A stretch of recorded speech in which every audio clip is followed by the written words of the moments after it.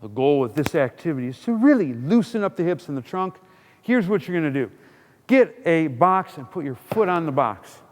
From here, what you're going to do is you're going to push your hips back. So I'm going to fold over, not bend forward, folks. I want to push them back like this. From here, I'm going to get a subtle tuck, go up on my back tippy toe, stay heavy on the front heel.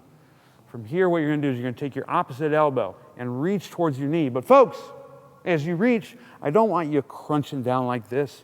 I don't want you losing your back position like that. I don't want you reaching the elbow up. No. You're going to get here, so I hinge back, tuck, come up, exhale. I'm going to reach the elbow that way, and I'm actually going to rotate to get my elbow towards my knee.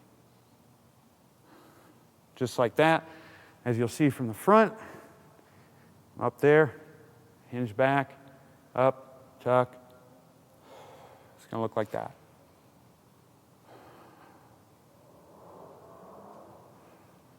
That's how it's done. Give it a shot.